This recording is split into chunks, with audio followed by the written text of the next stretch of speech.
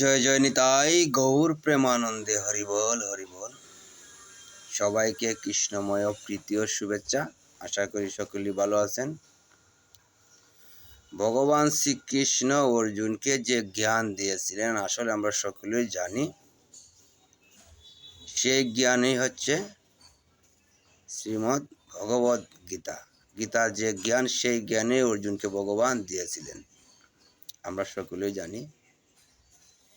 আমরা যদি উপলব্ধি করতে পারি যে অর্জুন ভগবানের মুখশ্রিত বাণী, সেই জ্ঞান আস্বাদন করে ভগবানের প্রিয় ভক্ত হয়ে উঠেছিলেন। হরি বল। যদি আমরা এটা একটু বিবেচনা করে চিন্তা করি, সেই জ্ঞান যদি আমরা আহরণ করে, এই জ্ঞান যদি আমরা হৃদয়ঙ্গম করে আস্বাদন করি, তাহলে আমরা কিন্তু তিতাব জ্বালা থেকে রক্ষা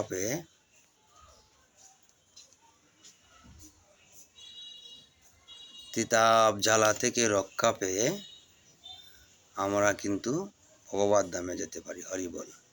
ভগবান অর্জুনকে লক্ষ্য করে বলেছেন, হে অর্জুন, আমার কথা মন দিয়ে শুনো।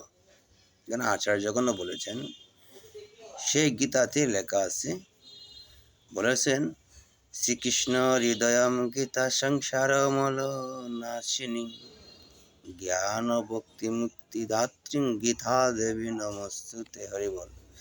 গীতা হচ্ছে ভগবান শ্রীকৃষ্ণের হৃদয়।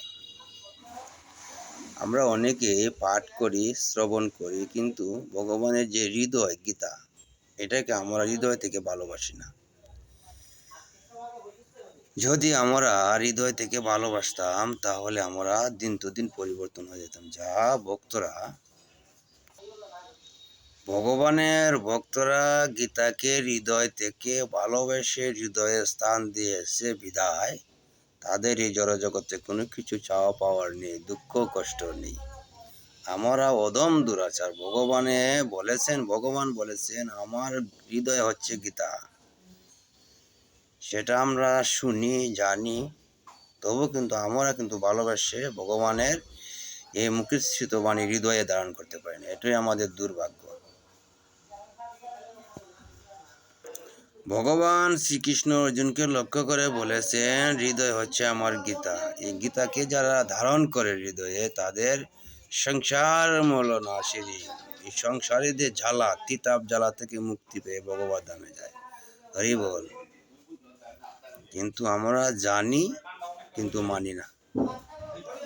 এটাই হচ্ছে আমাদের দুর্ভাগ্য। ভগবান শ্রীকৃষ্ণ বলেছেন অর্জুনকে লক্ষ্য করে, কলিয়ত জীবের জন্য যারা হৃদয় থেকে গীতাকে ভালোবাসে, তারা আমাকে ভালোবাসে, তাদের সংসার মল নাশ করে আমি তিতাব জ্বালা থেকে রক্ষা করে আমার ধামেতে নিয়ে আসি, এতে কোনো সন্দেহ নেই।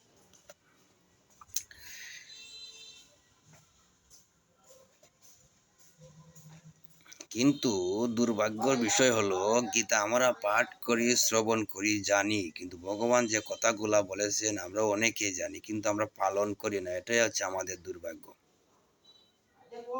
যদি আমরা পালন করতাম, তাহলে এত আমাদের দুঃখ কষ্ট তিতাব জ্বালা থাকতো না। হরি বল। সংসারে কেন এত কষ্ট? আমরা একবার যদি উপলব্ধি করতে পারি ভগবান কৃপা করে আমাদেরকে কত কিছু দিয়েছেন, ভগবান কৃপা করে এই যে সুস্থ একটা দেহ দিয়েছেন, এর থেকে আর কি পাওয়ার হতে পারে? এই দেহের ভিতরে যত সব জিনিস আছে, কি মূল্যমান। আপনার যে সময় এই জিনিসগুলো এক দেহ থেকে একটা নষ্ট হয়ে যায়, সেই দেহ আবার পূর্ণভাবে স্থাপন করতে চান দেহতে,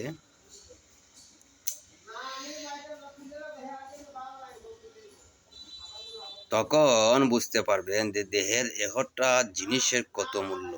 আপনার দেহ থেকে একটা চক্ষু নষ্ট হয়ে গেলে চক্ষু যে কি মূল্য, আপনি চক্ষু যে সময় পূর্ণভাবে দেহেতে স্থাপন করতে চাইবেন, তখন বুঝতে পারবেন আপনার চক্ষুর কি মূল্য, দাঁতের কি মূল্য।